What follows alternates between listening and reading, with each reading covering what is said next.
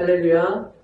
오늘도 주님이 주시는 귀한 은혜가 우리 사랑하는 좋은 이웃교회 모든 성도들의 삶의 자리에 충만하게 임하시기를 주님의 이름으로 간절히 축원합니다. 오늘은 2021년 성탄절입니다. 여러분, 2000년 전에 예수님께서 이 땅에 인간의 몸으로 태어나신 그 예수님의 탄생을 기뻐하고 감사하고 축하하는 그러한 날입니다. 오늘 이 성탄의 기쁨이 우리 사랑하는 성도들의 삶의 자리에 또 마음에 기쁨으로 가득 채워지시기를 간절히 소원합니다. 성탄절, 성탄을 생각하면 우리는 늘 뭔가를 기대하는 것들이 있습니다.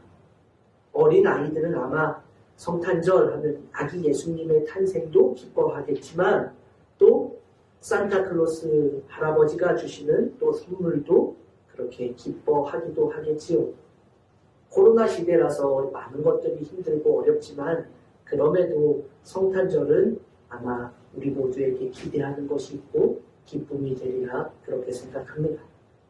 그런데 여러분, 오늘 본문에 보면 예수님의 처음 태어나신 그때를 기뻐하는 마음으로 찾아왔던 사람들의 이야기가 오늘 성경에 기록되어 있습니다. 누가복음에 보면 목자들이 예수님이 태어나셨을 때 말구유에 누이신 예수님을 찾아와서 경배하였다라는 성경의 말씀이 기록되어 있는데 마태복음에 보면 바로 오늘 성경에 등장하는 동방에서 온 박사들이 예수님의 탄생을 축하하며 기뻐하며 경배하러 왔다라는 것을 성경은 기록해 주고 있습니다. 그 당시가 어떠한 때였느냐? 성경은 헤롯이 유대의 왕으로 있을 때였다라고 기록해주고 있습니다. 1절에 보면 그때에 동방으로부터 박사들이 예루살렘에 왔다라고 그렇게 기록합니다. 자, 그런데 헬라어로 이 동방이라는 이 아나톨론이라는 이 단어는 동쪽을 의미하는 그 단어의 소유격으로 지금 사용되어 있습니다. 그러니 동쪽, 그리고 또 복수형으로 되어 있어서 동쪽의 어떠한 곳으로부터 왔다라는 것을 의미해 줍니다. 정확히 그곳이 동방의 어느 곳인지를 성경은 아주 정확하게 자세히 우리에게 이곳이다라고 말해주지는 않지만 동쪽의 어떤 곳들에 속해 있는 그들이 동쪽에 있는 그 나라들의 어디에선가 예수님을 찾아왔다라고 말하는 것입니다. 정확히는 알 수 없지만 다만 유대의 관점에서 동방은 보통 메소포타미아, 바벨론, 페르시아, 아라비아를 의미한다라는 것을 생각해보고 또 박사라고 번역되어 있지만 이 단어가 마고이라는 이 단어는 원래는 점성술사라는 뜻입니다. 하늘의 별을 보고 점을 치는 점성술, 천문학이 발달했던 지역에 아마 그들이 살고 있었을 것이다 라고 추측할 수 있게 해줍니다. 그래서 동방은 이러한 유대인의 관점에서 보면 이러한 곳들일 것이다 라는 점과 그리고 점성술, 천문학이 매우 극도로 발달되었던 나라 이것들을 조합해 보았을 때 아마도 이들은 어디에서 왔을 것이다? 바벨론으로부터 왔을 것이다 라고 우리는 추측해 보는 겁니다. 그들이 어느 곳에서 왔는지 정확하게 알 수는 없지만 아마 그들의 땅, 동방에서 보던 그 별을 보고 왔다라는 이 말씀을 근거로 해서 그들은 아마 바벨론에 있는 그런 천문학을 연구하던 이들이 하늘에 갑자기 나타난 그 별을 보고 지금 예루살렘까지 왔겠구나 라고 우리는 생각해 볼 수 있는 것입니다. 그들이 본 별, 그 별을 그들은 왕의 탄생을 기념하는, 왕의 탄생을 알리는 그러한 별일 것이다 라고 생각하였습니다. 그래서 그들은 그 별을 따라오다가 별이 보이지 않자 이 별의 기준으로 따라오던 그 길대로 보니 아, 여기는 유대구나. 그래서 이 별은 당연히 유대의 왕이 태어날 별, 그것으로 생각하고 지금 어디에 왔습니까? 예루살렘의 왕궁으로 그들은 찾아가게 된 것입니다. 그래서 이전에 유대인의 왕으로 나신 이가 어디 계시냐라고 그렇게 말하고 있는 것이지요. 당연히 왕이 태어날 때 나올 법한 그런 별을 보고 왔으니 왕이 태어나면 어디에서 태어납니까? 여러분? 왕궁에서 태어나잖아요. 그러니 지금 그들은 이 동방에서 온 박사들은 당연히 왕궁으로 찾아가서 헤롯 왕에게 당신의 아들이 어디 계십니까? 태어나신 아들이 어디 있습니까? 우리가 경배하러 왔습니다. 라고 그렇게 말했던 겁니다. 여러분, 그러니 헤롯 왕궁에서 큰 소동이 일어나게 되었고, 동방에서 그 별을 보고 온 박사들, 점성술사들은 다시 그 별을 보고 예수님께 경배하고 예물 드리고 본국으로 돌아가게 되었다라는 것이 오늘 우리가 살펴본 본문의 내용입니다. 자, 그런데 우리는 여기서 몇 가지를 생각해 보려고 합니다. 오늘 이 말씀, 동방에서 예수님의 탄생을 그 별을 보고 박사들이 찾아왔다. 그리고 그 궁전에는 헤롯 왕이 거주하는 그 궁전에는 큰 소동이 있었고, 그들은 예수님을 경배하고 본국으로 돌아왔다라는 이 12절의 말씀 속에서 우리는 몇 가지를 좀 생각해 보려고 합니다. 첫 번째, 여러분, 우리는 그 여정을 생각해 보아야 합니다. 하나의 별이 보였습니다. 이 별은 왕의 탄생이 있을 때에 알려줄 만한 그러한 별이다라고 그들은 생각했습니다. 그런데 여러분, 그들이 살던 곳이 동방, 아마 우리가 이야기했던 것처럼 바벨론이라고 추정해 본다면 그 거리는 대략 예루살렘에서 약 1600km 정도의 거리였을 것입니다. 여러분, 서울에서 부산까지의 거리에 4배가 넘는 거리입니다. 왕복으로 한다면 약 3200km. 그러니 서울에서 부산까지 왕복으로 4번을 왔다 갔다 해도 넘는 그런 먼 거리이지요. 결코 짧은 거리가 아닙니다. 더군다나 그 길은 사막을 지나와야 하는 길입니다. 그러니 여러분, 간단한 여정이 아니지요. 지금도 서울에서 부산까지 가려 치면 차를 끌고 가도 너무나도 힘들어서 힘들다 하는 그러한 거리인데, 당시에 그런 차가 어디 있습니까? 당시에 그들이 오려면 사막을 횡단하기 위해서 낙타를 타고 오거나 그런 방법밖에 없는데, 그러니 그 여정이 얼마나 길었을 것인가 짐작해 볼 수 있습니다. 긴 여정의 거리, 더구나 사막의 길이니 얼마나 힘들고 얼마나 괴로운 길이 되겠습니까? 더구나 그들은 사실 어디로 가는지를 알지 못하고 단지 그 별이 인도해 주는 대로 그 별을 보고 왔으니 대략적으로 이 별이 이렇게 가지 않을까? 그래서 그 별을 따라가다가 밤에는 그 별을 따라가다가 낮에는 쉬고 또 그 별이 어느 쪽으로 갔겠구나 생각해 보면서 그렇게 그 여정을 따라왔었을 겁니다. 그러니 여러분, 도대체 어디로 갈지를 모르고 오직 그 별을 따라와야 되는 여정이니 여러분, 얼마나 힘들었을까요? 낮과 밤이 바뀌면서 밤에는 그 별을 따라가야만 했고 낮에는 그들의 힘든 여정을 쉬어야만 했던 그러한 오직 별을 보면서 가야 하는 여정이었을 것입니다. 밤에만 이동할 수 있는 극히 제한적인 시간들, 이런 것들을 생각해보면 우리는 그 동방의 박사들이 도대체 어느 정도의 시간을 가지고 그 별을 따라 그 먼 거리를 이렇게 왔을까를 짐작해 볼 수 있습니다. 어렴풋하게. 그리고 그들이 얼마나 정말 많은 시간들을 할애했을 것인가를 조금 더 구체적으로 뒷받침해주는 성경의 말씀이 있습니다. 헤롯은 동방의 박사들이 유대인의 왕을 경배하겠다라고 하니, 그러면 너희들이 유대인의 왕을 보고 나면 그를 경배하고 나서 자신에게도 알려주어서 나도 그를 경배하게 해라 라고 말했지요. 근데 사실 이것은 거짓입니다. 동방에서 온 박사들은 꿈에서 천사의 지시하심을 따라 그 말씀을 듣고 헤롯에게로 돌아가지 않고 본국으로 돌아가게 됩니다. 이것을 헤롯이 알게 되었고 심히 노했다라고 성경은 기록하면서 베들레헴과 그 모든 지경 안에 있는 산의 아이를 박사들에게 자세히 알아본 그때를 기준하여 2살부터 그 아래로 다 죽였다라고 기록하고 있습니다. 그럼 이것을 보면 우리가 알 수 있어요. 그 유대인의 왕으로 태어난 아이를 죽여야겠는데 그가 누군지를 모르니까 동방의 박사들이 그 동방에서 별을 보았던 시점부터 그 아래로 모든 이들을 다 죽였다라는 이야기입니다. 그러니 그 시간이 어느 정도인가 2살 아래라고 했으니 아마도 동방의 박사들이 그 별을 보고 찾아온 그때 그 시간은 대략 2년 정도였을 것이다 라고 생각해 볼 수 있는 겁니다.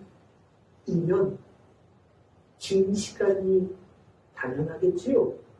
그 시간 동안 오직 그 별만 보면서 별의 주인께 경배하기 위해 그 한 가지 목적을 가지고 자신의 삶의 자리, 삶의 터전을 떠나서 그 먼 거리를 오로지 그 별의 주인만을 만나기 위해 왔던 여정, 결코 쉬운 일이 아닐 겁니다. 사랑하는 성도 여러분, 이들은 이방인들 아닙니까? 하나님을 알지 못하는 이들입니다. 그런데 그들은 단지 그 별들만을 보고도 그 긴 시간, 먼 거리를 따라오게 됩니다. 왜 그 여정이 힘들지 않았겠습니까? 포기하고 싶은 마음이 어쩌면 들었을지도 모릅니다. 태어날 유대인의 왕을 경배한다고 자신들에게 대단한 일이 일어나는 것은 아니지 않습니까? 그들이 그 왕에게 무엇인가를 요구하였다라고도 성경은 기록하고 있지 않고 다만 그에게 경배하고 본국으로 돌아갔다. 그러니 여러분 그들의 목적은 다른 데 있지 않았습니다. 내가 당신이 왕이 되는 것을 경배하러 왔으니 나중에 당신이 왕이 되거든 나에게 이렇게 잘 좀 해주시오라고 말하고 있지도 않습니다. 오직 단 한 가지 경배하고자 하는 하나의 목적만 가지고 그들은 그렇게 왔던 것입니다. 대단한 것을 바라지도 않았는데 오히려 그들은 자신의 귀한 것들인 황금과 유향과 모략을 정성껏 준비하여서 그 먼 여정을 왔고 마침내 아기 예수님을 만나게 되었던 것입니다. 오늘 이 말씀을 우리의 삶에서 우리의 신앙의 자리에서도 적용할 수 있기를 바랍니다. 여러분 어쩌면 우리의 신앙의 여정도 이와 같지 않을까요? 우리의 신앙의 여정도 긴 여정입니다. 짧은 여정이 아니에요. 그리고 그 여정은 언제나 좋은 여정이기만 하지는 않을 수도 있습니다. 힘든 여정일 수도 있습니다. 지치고 피곤하고 굳이 이렇게 해야 하나? 라고 생각되는 그런 마음이 우리 가운데 들지도 모릅니다. 그렇다고 그 길의 마지막에 무엇을 얻는 것도 아닌가? 나에게 무엇이 채워지는 것도 아닌가라는 것을 느끼게 되기도 할 수도 있습니다. 내가 이 신앙의 여정을 살아왔는데 내 인생에서 요만한 것들은 나에게 있어야 되지 않아? 이런 것들이 없을 수도 있는 여정이라는 것입니다. 오히려 나의 시간을 드리고 나의 물질을 드리고 나의 헌신을 드리면서 내 삶을 드려야만 갈 수 있는 여정이 우리의 신앙의 여정은 아닙니까? 무엇을 받아서 내가 그 신앙의 길을 걸어가는 것이 아니라 무엇을 받지 않아도 오히려 내 편에서 하나님께 무엇인가 더 드리고 나의 삶도 드리고 물질도 드리고 헌신도 드리고 나의 가장 귀한 것들을 드려야만 걸어갈 수 있는 여정. 어쩌면 그것이 신앙의 여정일 것입니다. 그렇게 본다면 왜 예수님을 믿어서 이렇게 나는 고생하나 얻는 것 하나 없이 그런 생각을 할지도 모르겠습니다. 그러나 여러분 기억하십시오. 그 모든 여정의 마지막에는 우리 모두 주님을 만날 수 있을 것입니다. 우리의 신앙의 여정의 끝이 나게 될 때 우리는 반드시 우리의 왕이신 예수 그리스도를 만나게 될 것입니다. 우리가 그 여정을 포기하지 않는다. 우리가 그 신앙의 여정을 놓아버리지 않고 끝까지 그 길을 걸어간다면 비록 그 여정의 길에서 내가 얻는 것 없고 오히려 손해나는 것 같고 오히려 힘들기만 하고 내 것이 다 빠져나가는 것만 같다고 하여도 그 여정을 끝까지 가다 보면 그 마지막에 우리는 반드시 우리의 주님이신 예수 그리스도를 만나게 된다는 것을 잊지 않는 믿음의 자녀들이 되시기를 바랍니다. 그래요 여러분, 우리의 인생은 순례자의 여정과 같습니다. 그 길을 계속 그 신앙의 여정을 걸어가야 합니다. 우리 인생의 나그네 길에 포기하지 않고 끝까지 가기만 한다면 그 어려운 순간에서도 그 신앙의 길을 포기하지만 않는다면 그 마지막에 반드시 주님을 만난다는 것을 잊지 않는 우리 모두가 되시기를 간절히 소원합니다. 그래요. 그러니까 포기해서는 안 돼요. 사막이 찾아와도 물 한 모금 마시지 못해서 괴로움의 그 길을 걸어가야 한다고 할지라도 뜨거운 태양볕에 지쳐서 쓰러지는 것 같다고 할지라도 코로나 시국에서 우리의 신앙의 자리가 뒤 흔들려 버리는 것 같다 할지라도 그 신앙의 여정을 놓치지 않는다. 마지막에 우리는 주님을 만나게 된다는 사실을 믿음으로 고백하며 오늘 이 순간에 살아가시는 저와 우리 성도님들이 되시기를 간절히 소원합니다.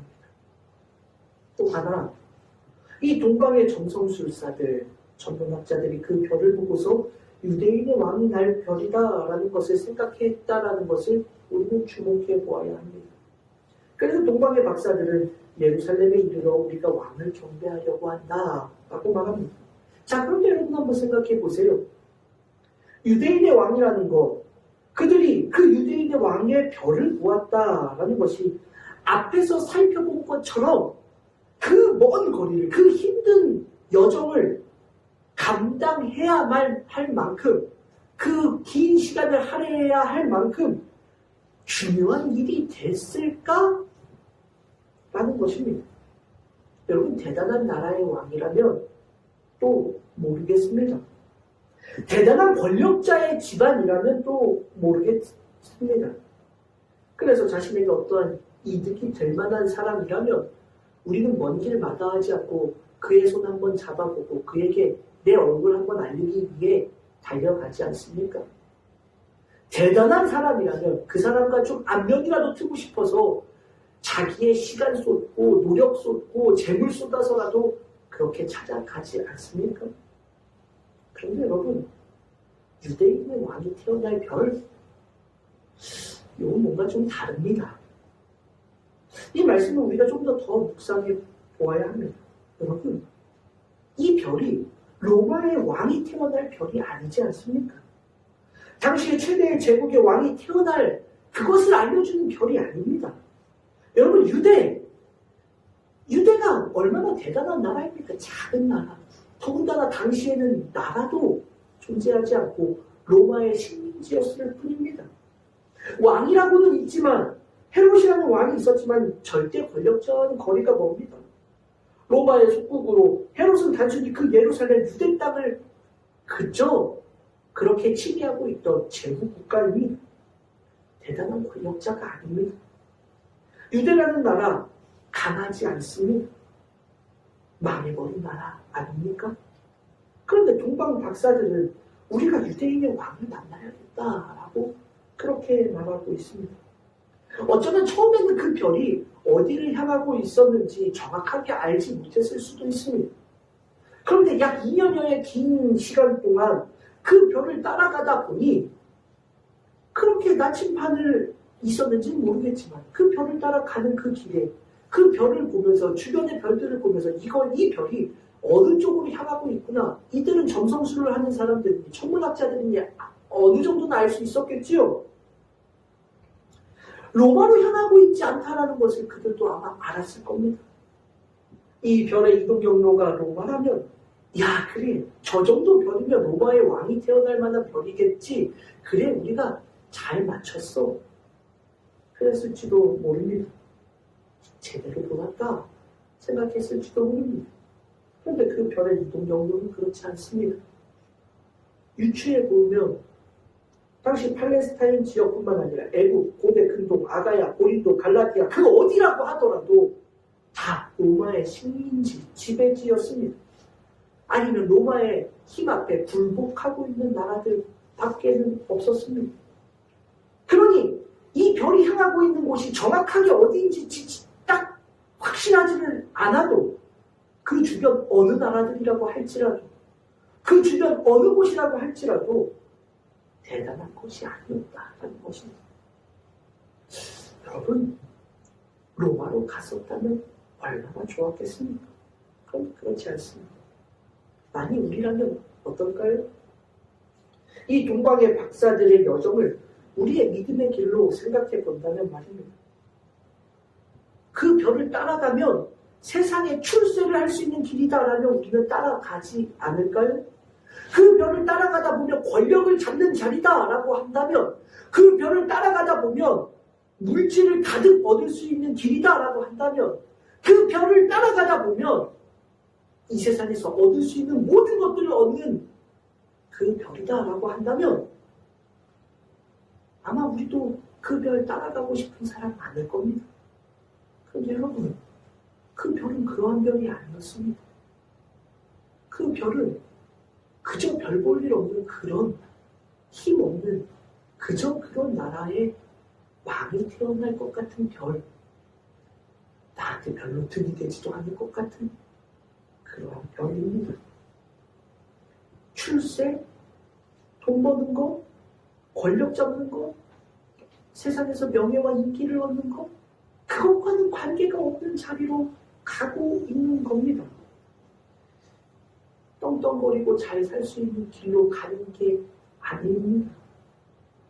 어쩌면 그곳에서 멀어지는 것처럼 보일 수도 있습니다. 그럼에도 그 동방의 박사들은 그 여정을 멈추지 않았다. 성경은 그것을 가르쳐줍니다. 그리고 예루살렘에 도착해서 보니 왕궁도 아니었습니다. 적어도 이 별이 왕의 별이라고 생각했었는데 끝까지 가보니 목수와 대단치 못한 별 볼 일 없는 그 집에 허름한 그 집 앞에 그 별이 멈춰 섭니다. 그런데도 그들은 그 별을 보고 기뻐했고 아기 예수님께 경배하였다. 성경은 우리에게 이것을 말해주며 우리의 신앙의 자리를 돌아보라라고 우리에게 말씀해주고 있는 것입니다. 사랑하는 여러분, 우리는 주님을 바라보면서 무엇을 얻고 싶어 주님을 예배합니까? 오늘도, 여러분 내일도 주일이고 오늘은 토요일인데 좀 쉬고 싶은 마음도 있는데 예수님의 탄생을 기뻐한다고 오늘 우리는 이렇게 예배의 자리에 모여서 함께 예배드립니다. 예수님을 경배합니다. 하나님을 예배합니다. 그런데 우리가 무엇을 보면서 예배하고 있습니까? 예수님 잘 믿으면 이 세상에서 떵떵거리며 살 수 있다라고 생각하는 우리가 바라보는 별은 그러한 별이 아닙니까? 예수님 잘 믿으면 이 세상에서 성공할 거야. 내 자녀들이 잘 될 거야. 건강할 거야. 아무 문제 없을 거야. 그것이 우리가 바라보면서 쫓아가고 있는 예수님의 별은 아닙니까? 사랑하는 여러분, 오늘 이 말씀을 생각하며 아기 예수님의 탄생을 기뻐하는 우리의 마음을 다시금 돌아볼 수 있기를 바랍니다. 예수님을 믿는 것이 이 땅에서 우리에게 성공을 보장해 주지는 않습니다. 그러나 기억하십시오. 우리가 이 세상에서 얻을 수 있는 것과 거리가 멀어 보이는 그 신앙의 여정의 마지막은 주님이 우리와 함께 하실 것이라는 바로 그것 하나만으로 오늘도 예수님의 그 은혜를 기뻐하고 감사하며 예수님이 이 땅에 오심을 기뻐하고 감사하는 우리 모두가 될 수 있기를 간절히 소원합니다. 사랑하는 여러분, 복된 성탄의 아침입니다. 이 성탄의 아침에 우리에게 오신 아기 예수님을 기뻐함으로 예배드리고 우리 믿음의 자녀들이 된 하나님 앞에 우리에게 주어질 것이 그리 많지 않아도 우리에게 채워질 것이 비록 없다고 할지라도 그 믿음의 여정을 끝까지 나아가는 그 아기 예수님을 만나고 그 신앙의 마지막에 주님과 함께 영원히 하나님 나라에서 행복하게 우리의 신앙의 여정을 마무리할 때까지 끝까지 그 길을 걸어가는 저도 우리 사랑하는 성도님들도 되시고 주님의 이름으로 간절히 축원합니다. 기도하겠습니다. 하나님 감사합니다. 동방으로부터 온 그 박사들의 모습을 통해 우리의 신앙의 자리를 돌아봅니다. 아기 예수님, 그분을 경배한다고 그들에게 좋은 것도 없었지만 그러나 그들은 그 먼 거리를 찾아옵니다.